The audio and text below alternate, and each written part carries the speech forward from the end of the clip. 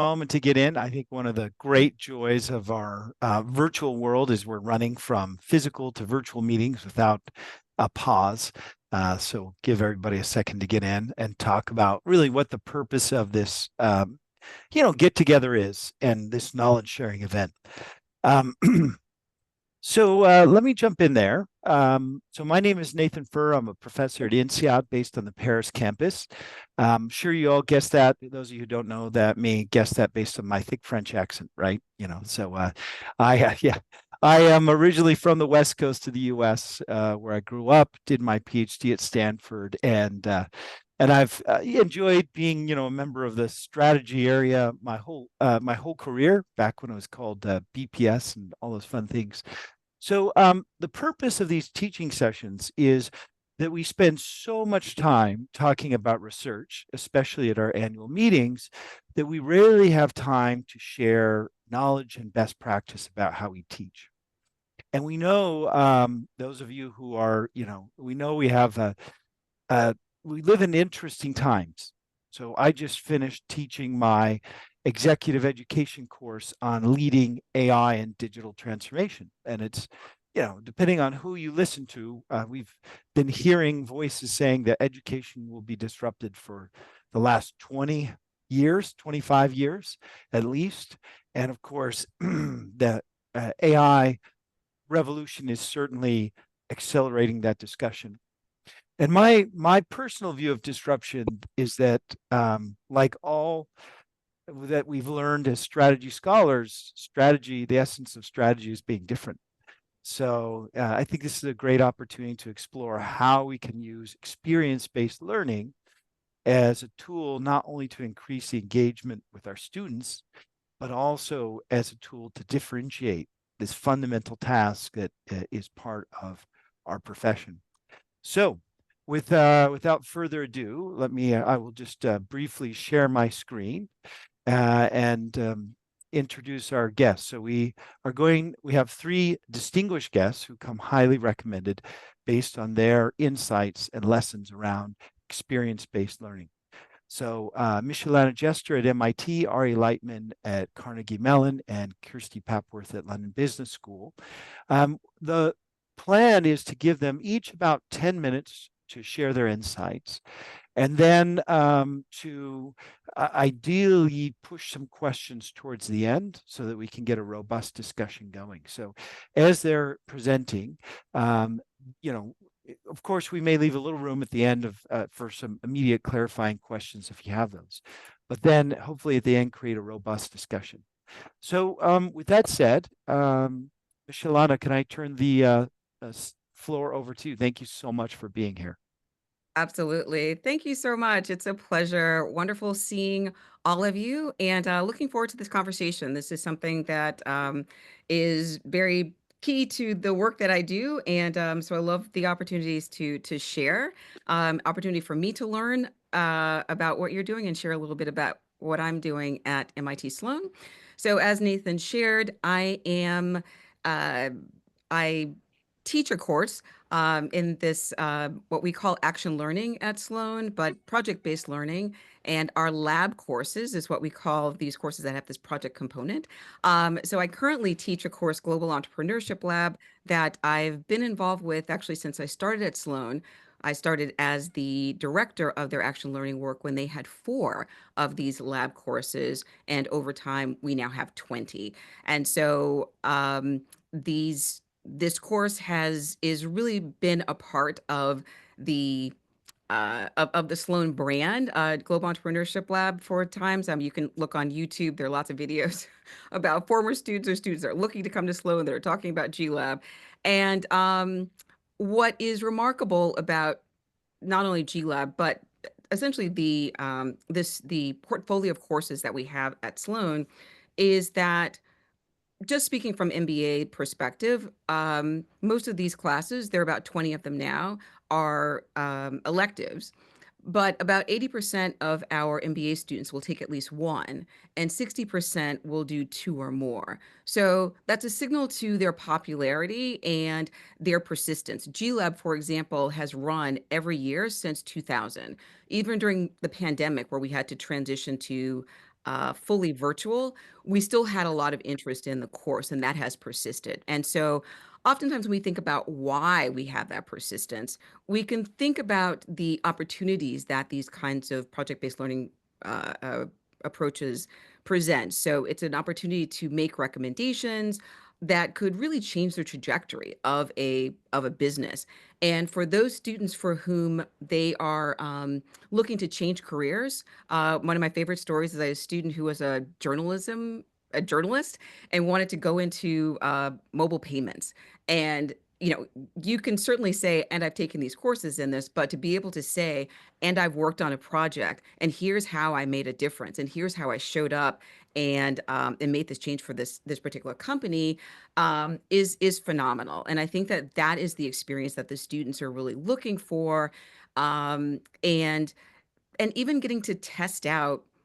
I had some students who were luxury brands in their former life and worked at a heavy machine manufacturing plant for a particular project. So having those kinds of experiences that allow them to step out of their comfort zone are compelling. Now, um, I do want to just talk very briefly about what informs my decision making, because I think that that is helpful as we talk about, what's the strategy of transforming, say a kind of traditional course into a project-based learning course or experiential learning course, action learning course. We use all these terms interchangeably.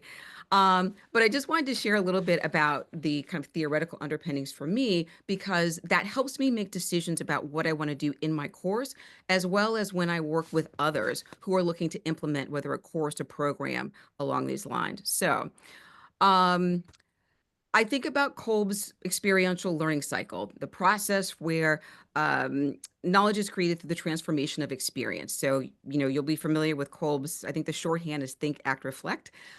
So, being intentional about thinking about what that means in the context of this course. So, what that looks like is for me, being intentional about ensuring that the students make some trip around that learning cycle, and they don't get stuck in action, which is where typically the MBA students will get very focused on moving, very quickly to action, as opposed to thinking about the reflection, how to make sense of what they're seeing and what their observations are.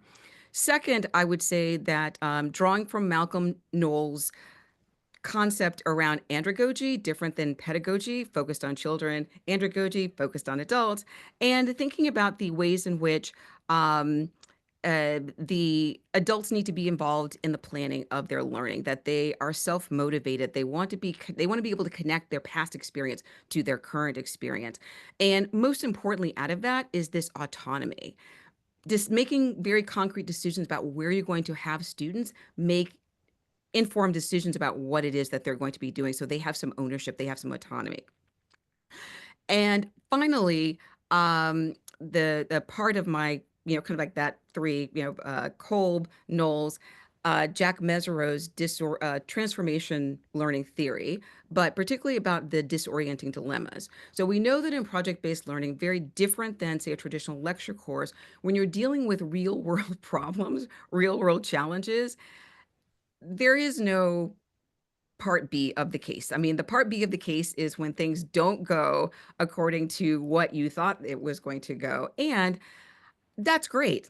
That is challenging your assumptions. That is getting you to work in ambiguous situations. That's helping you to think about, how do I make decisions with incomplete information? And all of that is very important, to think about the kinds of skills that that are in the workplace today, the things that are very hard to recruit for, but definitely show up when you're doing this kind of work. So, um, when I talk with groups that are looking to make this pivot in their own work, one of the kind of frameworks that I ask them to think about is, if you look online, there's something called the Lego duck exercise. It's all about creativity. You have six Lego pieces, four yellow, two red. You put them together to make a Lego duck. Now, certainly there's like over a thousand different ways to put those six Lego pieces together to make a duck. However, what I drew from that is, hey, that's us in this experiential learning space, right? We all have our six pieces. We have students, we have faculty, we have staff, we have constraints around our academic calendar and all the other bureaucracies that we have to make sure that we operate within. We have our alumni, we have our external partners. We have these different components. How we put them together looks very different. And that doesn't make one better than the other. It's, hey, what do we have that's working in our schools that is really great? And what are the things that where we have these gaps where we need to think creatively about how to bridge those gaps. Now, one example I'll share, which is, one of my favorite examples in this regard, is at University of Michigan, their incoming class, probably close to 1,000 students. And we know that it's important that when you're doing this work that you do have the students work with mentors, coaches, advisors to help them along their path. And we all do this very differently. Now, think about the resources that were required to have staffing for 150 projects. Oh my gosh. And what they did, which I thought was very clever, very creative, is they trained their second year MBA students who had already gone through MAP to be coaches and advisors. So those second year MBA students get credit and towards their certification to become coaches. And the first year students get mentors, coaches, advisors who can help them as they are participating in their project-based learning. And from the administration perspective, that works out beautifully. It's a win-win on multiple perspectives. So just sharing that, as I said, I think that there are lots of ways that we, can be creative on the large scale, like I just shared about Michigan. But also, I'll just share with something very quickly as I'm in my last minute or so of my time. Um, One of the things that I find is reflection is very important in learning, as I alluded to. But often find MBA students are very reluctant to reflect. You're asking them to be vulnerable.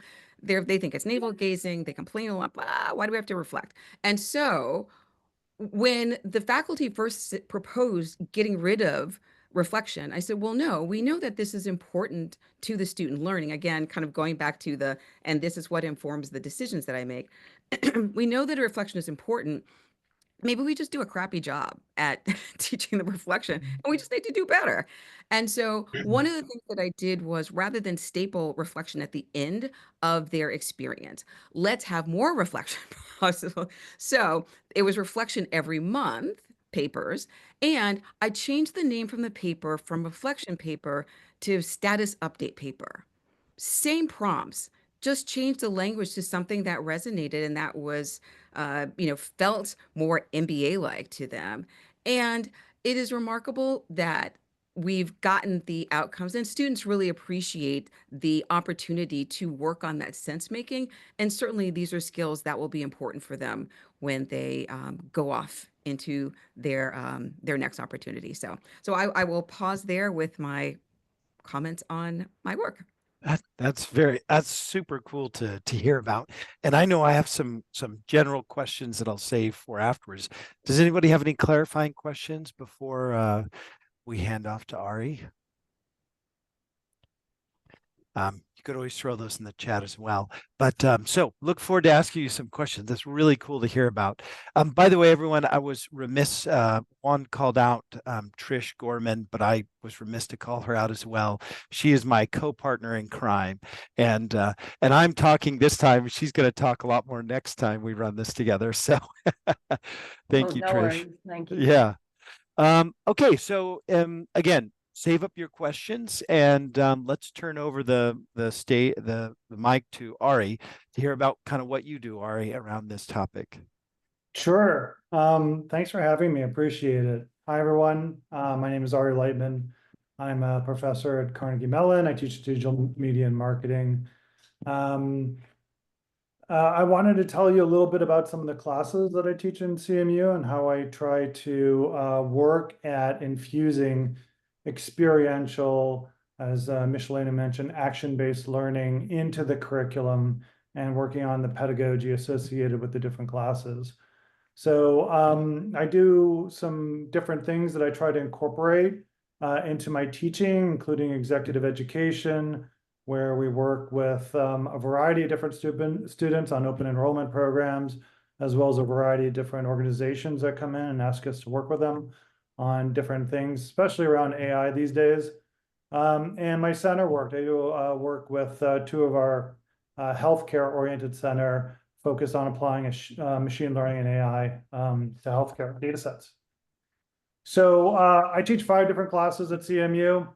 It grows every year, and it's something I have to sort of prune one way or another. I teach a class called Applied Strategic Marketing, a class on digital transformation that I've taught for 12 years now. A new class I'm teaching on data science for product management. A class that I started teaching when I first came to CMU called Measuring Social, which I still teach, and Innovation and Entrepreneurship for Healthcare for our Master's in Medical Management program, which is about 25 to 40 physicians that do a master's degree with us here at CMU. So I look at sort of the continuum of experiential learning. At the low end, where you're infusing things associated with homeworks, assessments, projects, exercises, all the way up to the other end of the spectrum, where the entire class is run around this idea of an experiential learning exercise, a project-based learning mechanism. As I mentioned, I try to infuse different elements of strategic and experiential learning within my classes. In Applied Strategic Marketing, it's a simulation-based class. We run a marketing simulation over the course of a half semester. We call them minis, about 8 weeks. And students are immersed in this simulation. Everything runs within the simulation, including reflections, evaluations, and teams are evaluated in terms of how they do around creating operational efficiencies, market share capture, and running things effectively and efficiently. Digital transformation is something that's very near and dear to my heart, as Nathan mentioned. This is something that a lot of schools are focused on, especially when it comes to disruption based on AI and other sort of disruptive forces, whether they're macroeconomic or sort of human behavior oriented with privacy and security and those sorts of things. But digital transformation is really a simulated sort of case-based learning class. And all the cases are recent. They're done in the past 2 or 3 years. And we focus on looking at 6 different industries and assessing those industries. So we quickly go from financial services to healthcare to manufacturing, entertainment, retail, and technology, and look at some of the issues associated with digital transformation within those industries.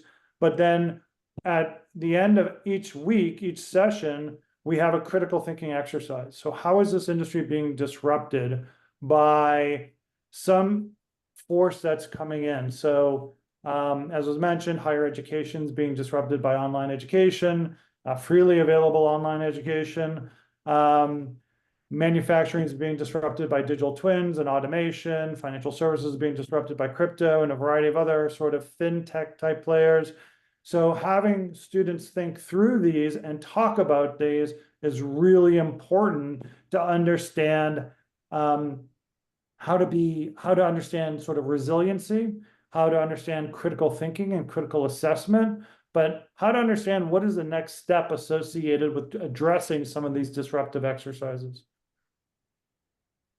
My experiential learning class on data science for product management, this is a Python-based class, so all of the homeworks are done in Python, but the finals are experiential. We actually have clients that I recruit and I bring in.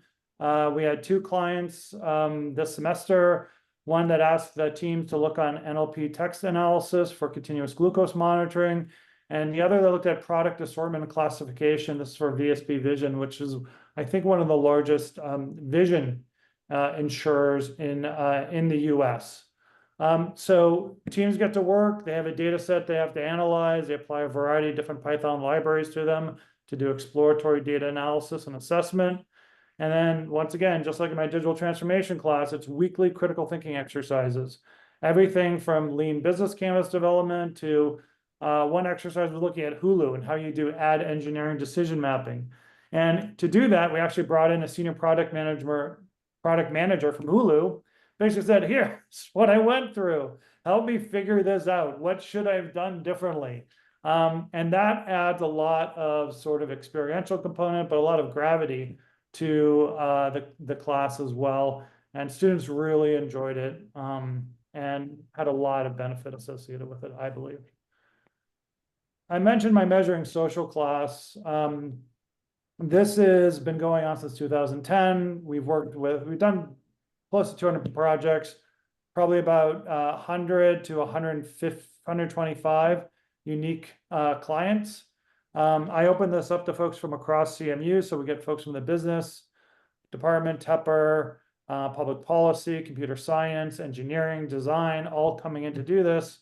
And then I work with companies in terms of developing projects that meet some of their needs in terms of what they might be interested in. So NVIDIA is obviously interested in the Gen AI landscape. We're working with them right now in this semester. But L'Oreal is interested in something completely different, looking at influencer assessment and analysis. So we'll utilize commercially off-the-shelf software, BrandWatch. Viral Moment was actually technology that was developed from an alumni in my class based on a project that she did. So she came back and now we have free access to the software platform.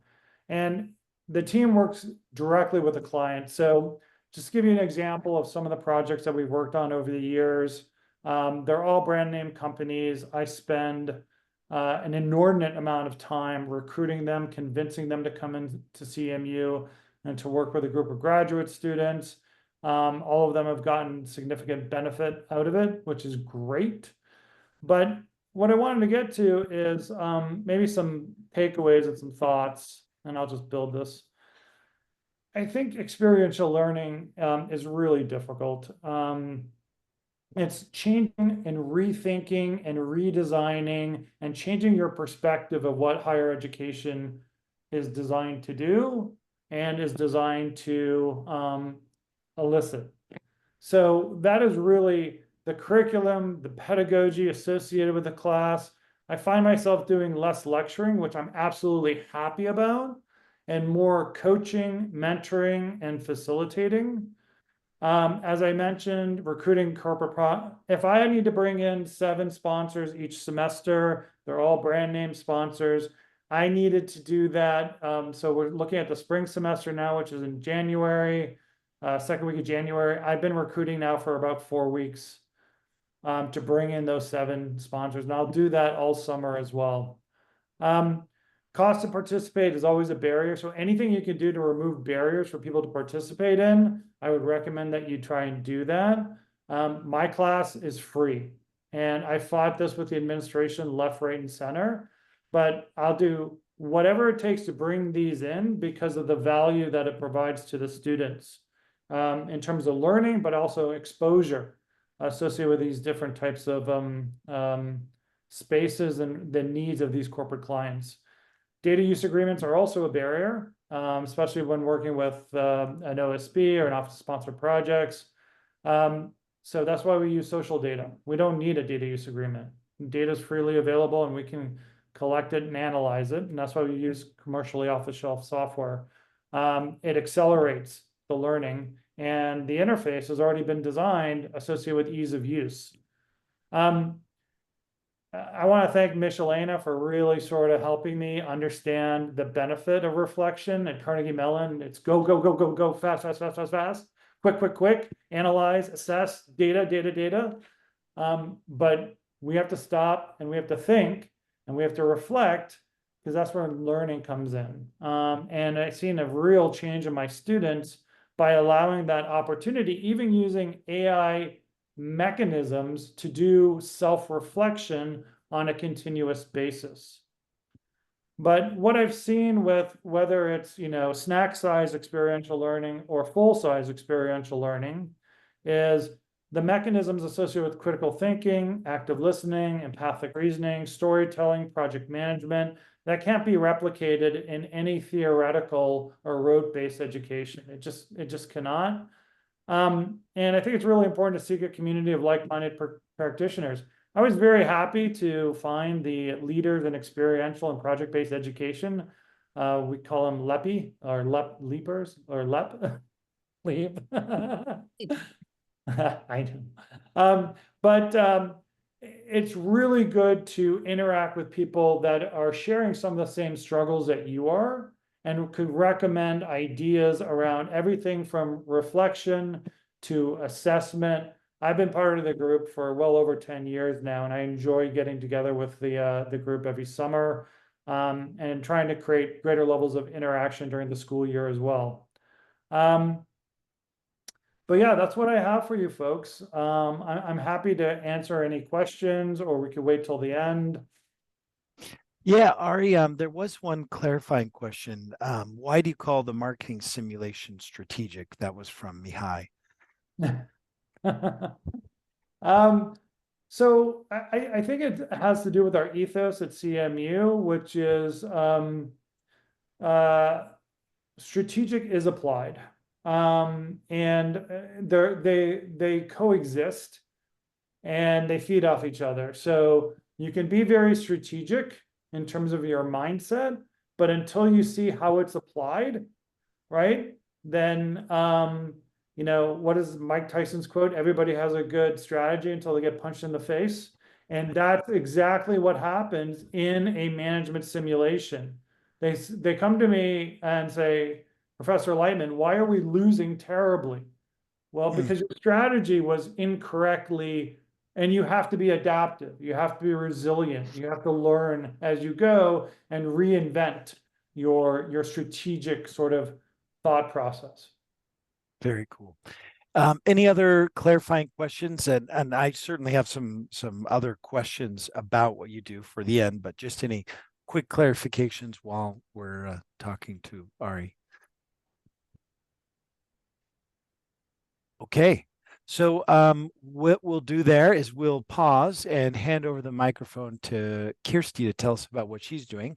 And then again, as I mentioned, we'll have some discussion. So I have questions for everyone so far, but we'll bring those at the, so we can have a get the wisdom of all three of our participants. All right, go ahead, Kirstie.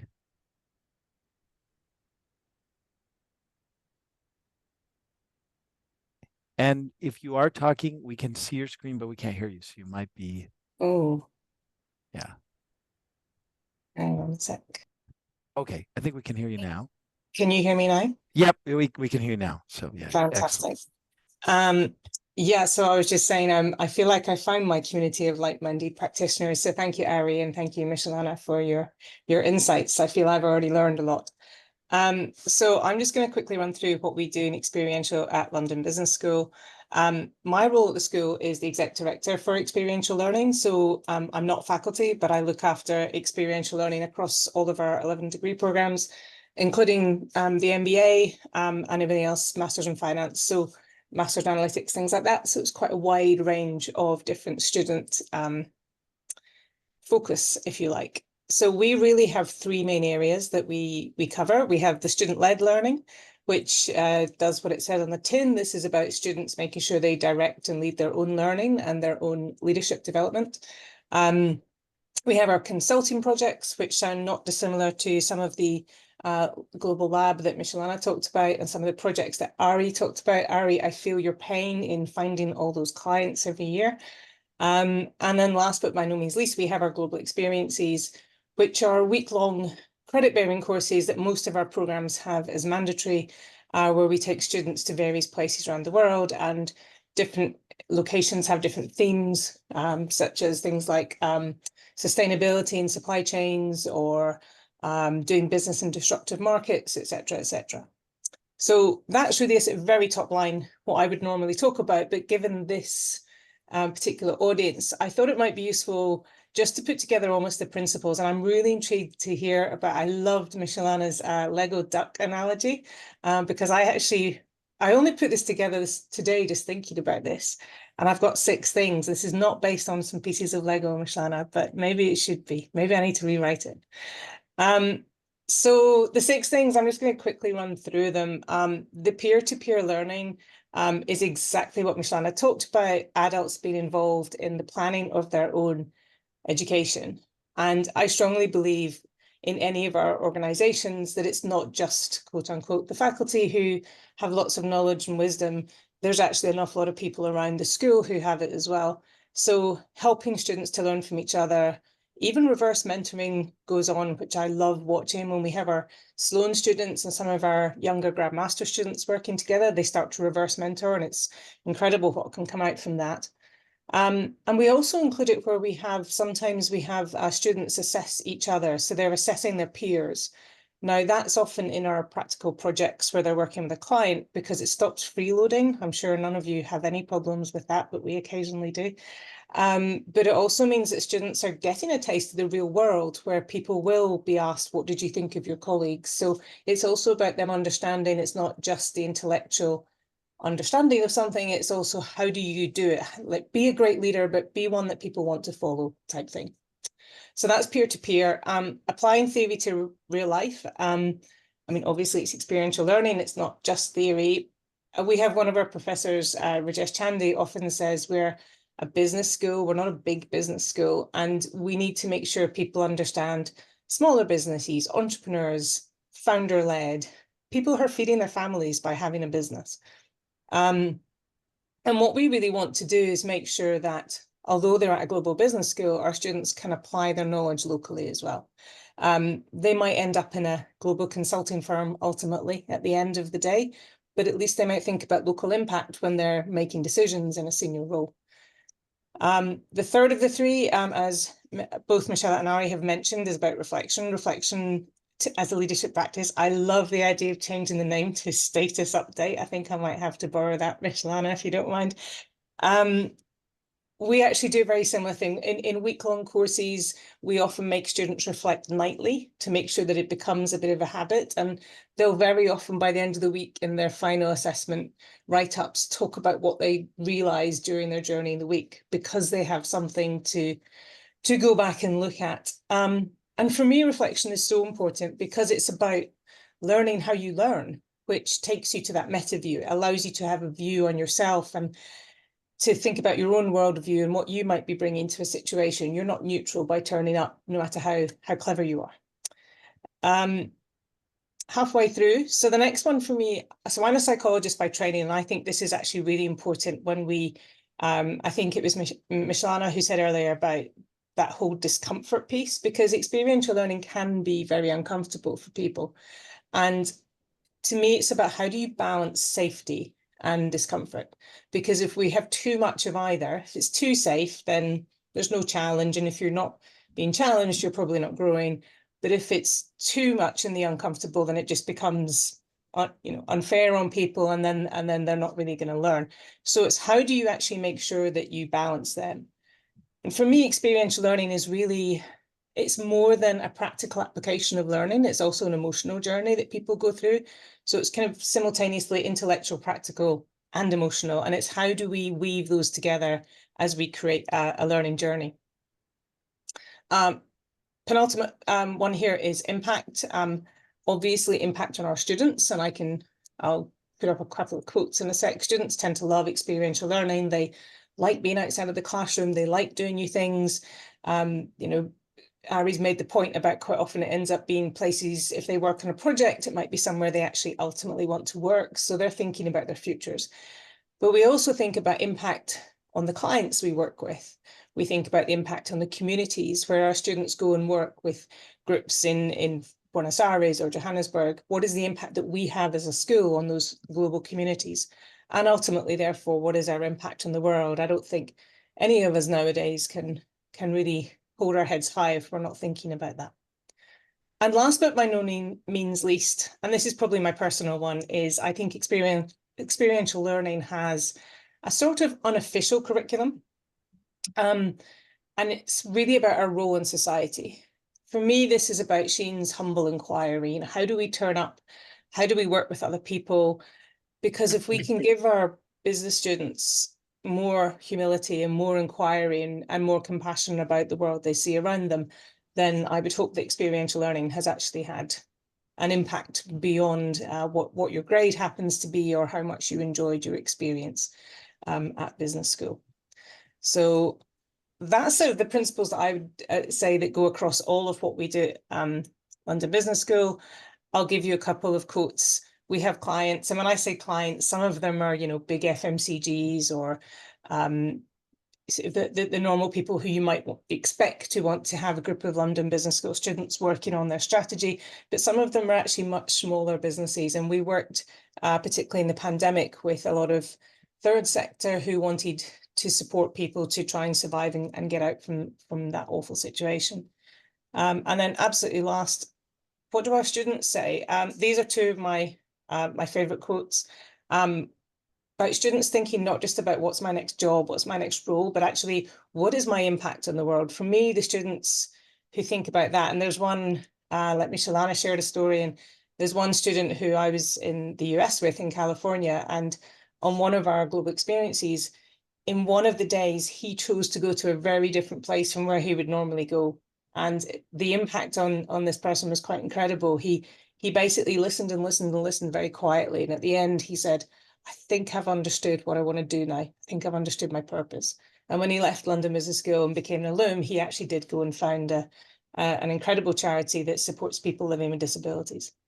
And then the last one about the goal was to shock us. I'd say goal achieved. This is for me about that balance between, yes, we have to be caring about our students, but we also need to make them just uncomfortable enough that they really think and they really do something different. So that, in a nutshell, is what it means for me in terms of how do we do it? How do we make it work? Nathan, back to you. Yeah, thank you so much. And definitely now let's open the floor to folks who have questions. And maybe, you know, I always know that first question in a classroom is always a hard one to get across. So maybe I'll start by asking Michellana, you know, you said something that struck me as really curious, and that is that you, through these experiential learning, these action learning environments, they're learning a skill set that is a bit, you could almost say, the kind of skill set we don't normally teach in class. For example, how do I deal with really ambiguous information that's incomplete and make a decision? And I'm just curious, as you've helped students through that journey, have you noticed any way that you help them teach that? I mean, I just suspect that the way you teach how to an ambiguous skill like that has maybe a different approach to it, but I have no idea if you have any insights there. I'm just super curious about what you said. Sure, absolutely. And you know, and again, the you know, the difference between experiential is you may think that you're working on a strategic growth project, and actually it's kind of an HR project because the founders don't get along, and now we have to figure out some way of helping them talk to one another.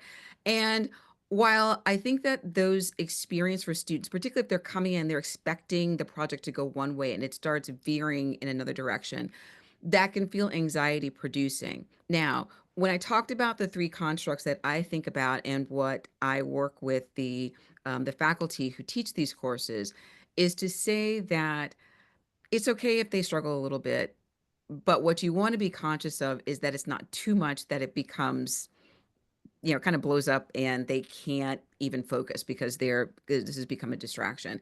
And so it is in terms of there are reflection components that whether it be the interactions that they have with the, you know, say the faculty mentor that they're working with, or the interactions that they have with their team and how those get reflected, as well as with the write-up. We have these different ways that they reflect and they're making sense of their experience. In addition to that, what we do ask them to do is to work with them to feel comfortable with, as Kirstie said, with being uncomfortable, and to recognize and make the connections for them, sometimes more explicitly than the others, as here's what you're doing today with this project, and here's what that's going to mean when you're out in the real world and how that shows up. And sometimes, you know, again, this gets to what I talked about earlier about the decisions that I make in terms of how much structure to put around a particular student experience. Sometimes if things are just too chaotic, they're not going to learn. So I start implementing more structures to help them get to that learning piece. And then sometimes if they're just kind of moving along, they're okay with leaning into that discomfort because there are these other things that are in place for them that helps them feel more stabilized. So I think that it's, for me, it's how do I address this on a case by case basis? And certainly there's some issues around scale. But I think that, again, for me, understanding what's happening and just kind of like those theoretical concepts just helps me, as I said, make decisions about additional structure, less structure. Here are the kinds of questions that I want to ask to prompt their thinking that shows up in a reflection paper. Those are the ways I think that, at least for me, just helps me to help the students do what they do and make improvements. Thank you. Trish, you had a question. Yes, and thank you all. I'm so pleased to hear this discussion and to be part of it. I did the Global Consulting Practicum for Wharton for a number of years, 25 years ago, and it would have been so helpful to have such knowledgeable colleagues helping then. One word I haven't really heard in this discussion that I kind of expected to hear is the word consulting. And for many, so I've just recently left a post as the Director of Experiential Learning for Washington University at Olin. And one of the big conversations we really had was, are these consulting practicums, as Wharton used to call theirs, are they learning experiences that are strategic? And I saw in the chat, someone was asking, why is a marketing class called strategic? Are we dancing around the edges of consulting? Or are we in consulting and it just doesn't need saying because we're helping clients solve real world problems? And full disclosure, I was the director of global strategy learning for McKinsey. So I'm spending most of my career in consulting. So I'm very interested to hear how you frame these kinds of experiences in your business schools when students might be looking for, I want to be able to say in an interview, I did a consulting project.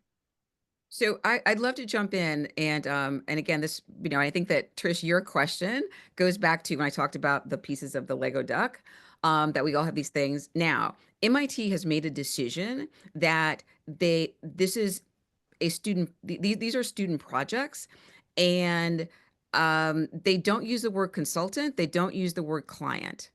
And in addition to that, they don't have students sign NDAs, non-disclosure agreements. The school will sign on behalf of the students because the school has taken this philosophical perspective that the weight of this work should be on student learning.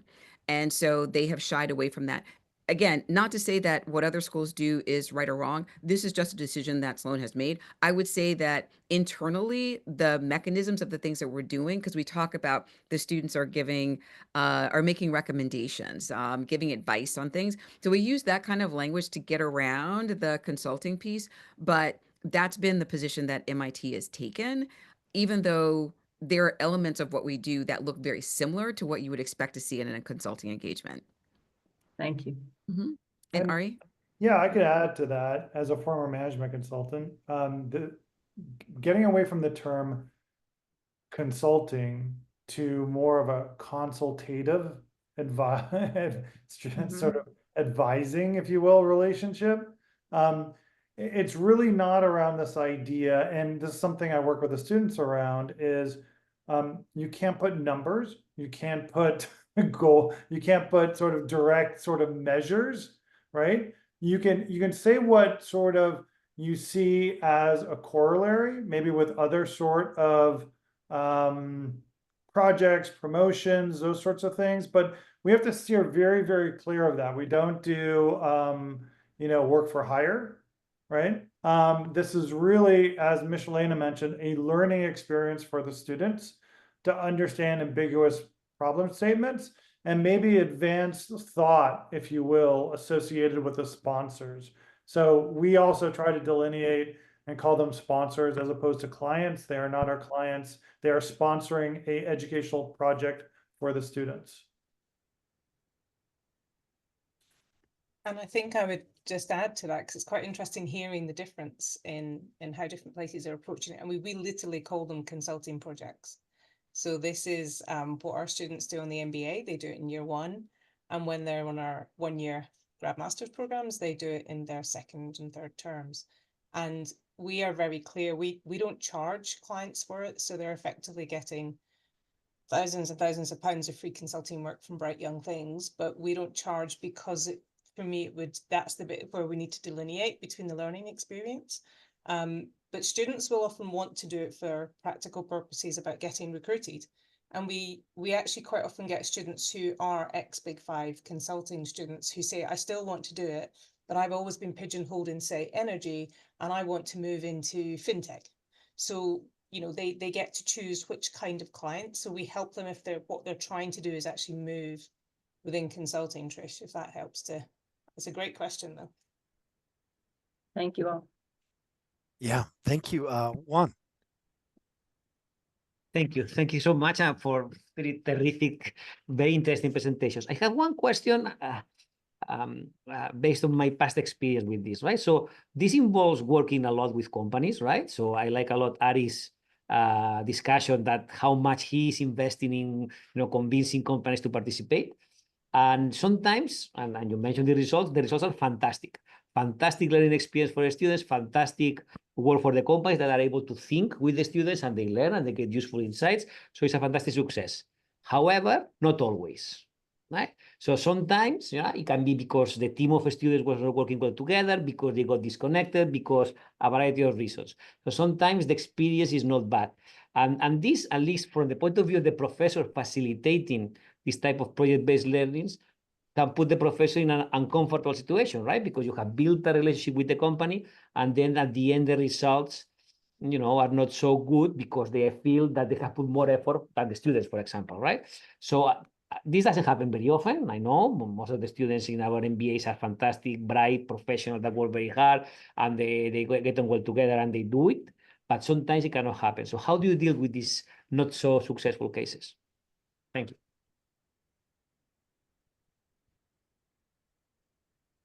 I could jump on that one.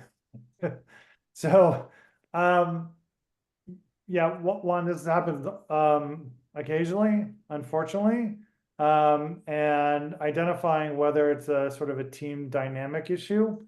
Sometimes because of the rush to try to get into these classes, because they want to work with some of the large brands. Unfortunately, myself as a professor, I tend to expand sort of the size of the team. When you get up to 7, you're in a danger zone, right? Optimal is 4 to 6, 5 is probably perfect, 4 or 5 is perfect.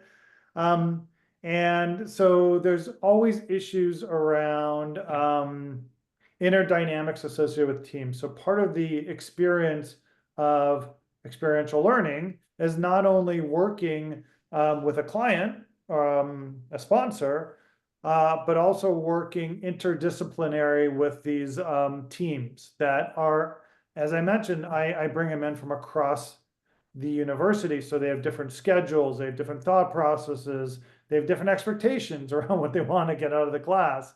So that's part of putting things together. But when things go wrong, you have to identify those things early on in the process, right? It's kind of like, from a manufacturing perspective, you identify it very early on. There's less damage that occurs later on. There could be brand reputational issues. It could be a variety of different things that sort of crumble. And in those situations, I felt that it's very important to be open and honest, but you have to prepare for these things, because sometimes it will happen where a sponsor will say, that was a complete waste of my time. Why did I do this? Right? And that's where you need bench strength. So there's a question of how much time and effort do you put associated with making sure that that sponsor moves left of center, if you will. And in certain cases, it's just like you say, listen, I'm sorry that this has occurred. Here's the issues why, and let's move on and work on other sponsors. And I've had to do that a couple different times. Yeah, that's interesting. Oh, Michellana, go ahead. Oh, I was just going to say that I think that so there are, we're trying to strike this balance between the work that we do for this company, and we want it to be a great outcome. And again, this is why we stay away from terminology like client or because we don't want to get confused that this is a learning project. And one of the things I just dropped into chat, one of the things that I do in terms of setting expectations is to remind in multiple times that this is a learning experience. You are on this learning journey with our students, and thank you so much for being a part of that. And so I'll do, once the companies are matched to a project, I do a information session to say, this is what you can expect from our students. This is the role and responsibility. We want you, the students own the relationship with you, but if you run into difficulties, there are these faculty that work in the background, and certainly I'm accessible. So we can have those offline conversations to just help make sure this team is on track. In addition, midway through the engagement, we do a one-on-one phone call, Zoom call, but just individually to say, hey, what's going on? Is everything okay? Now, we have the students complete a letter of agreement to say, this is the scope of work. These are the deliverables that we're expected to do. And at that midpoint, also an opportunity to check in. Are they on track, off track? Let's get alignment so we can just course correct if we need to midway through. As we get towards the end, before my students go on site, so my course is that the students are working on campus between September and December, then they travel on site in January to work on site with the company for 3 weeks.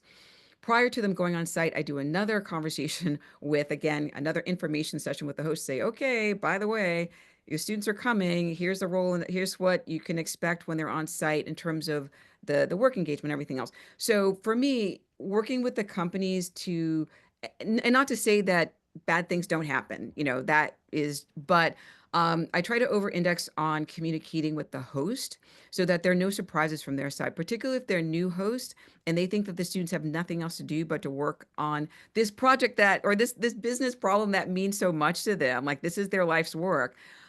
We just have to just kind of remind them multiple times that the students are doing other things. And if it goes off track, how can we talk about what the learning, because sometimes for the companies, one year I had a company that they had a difficult time getting the scope of work right, and there was just a mismatch of what was happening.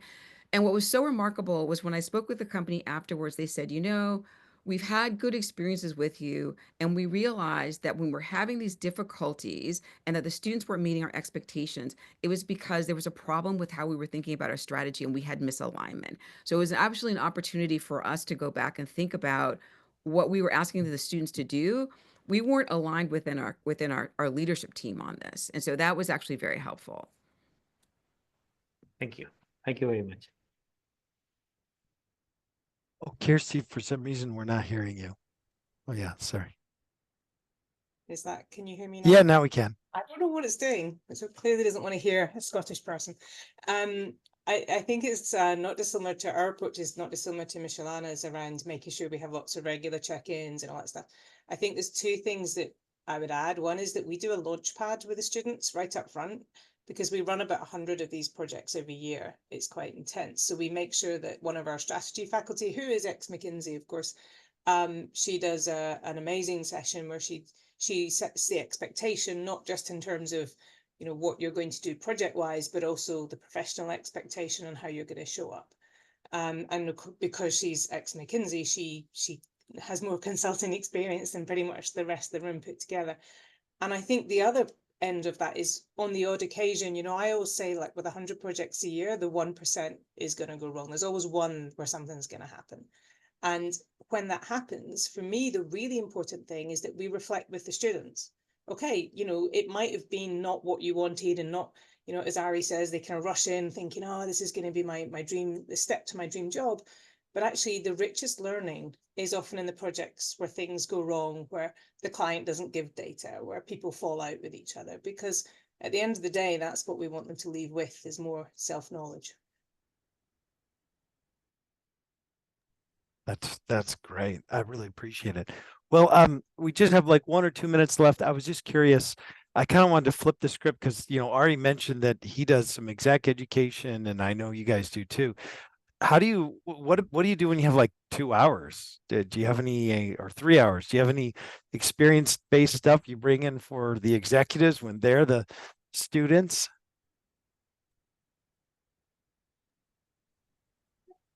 Sorry. So I find it challenging, but necessary. So what I mentioned with these critical thinking exercise, bringing folks in that could represent issues that they're experiencing, or in this case, with executives, whether it's large manufacturing companies or global consulting companies, doing some legwork to understand issues and developing cases around those to present back to them in terms of a thought process. In executive education, you have like 30 sponsors in a room. And the question then becomes is which one do you work on? And how do you think through that? So this idea of peer-to-peer learning becomes that much more necessary and impactful within an executive education session. Oh, great. I'll jump in very quickly. So, another approach or something else that I do is what I call learning journeys. And so, particularly for executives, help. So they're each coming with their own issue challenge that they're looking to grapple with, and asking them to consider that challenge in an environment that's completely foreign to them is actually pretty remarkable, because it gets at that reframing. It gets that kind of challenging your assumptions around what that problem is that you're grappling with and thinking about it in a different way. And one example of that is I had a group of medical professionals that, varying kind of team building issues that they were grappling with. And I brought them to a helicopter machine manufacturing plant, which was best in class. And so think about the challenge that you're having around your teams and your ability to work effectively together in the context of this, incredible, as I said, best in class machine manufacturing plant. And then think about the questions and the prompts that come out of that to just rethink what you're grappling with in a completely different way and have new language to talk about it. So that has, I think, been really effective and impactful. That's so cool. Well, thank you, Michellana, Ari, and Kirstie. We've reached the end of our hour, so we'll release everybody with massive thanks for your time. And I certainly learned a ton. So thank you so much, everyone.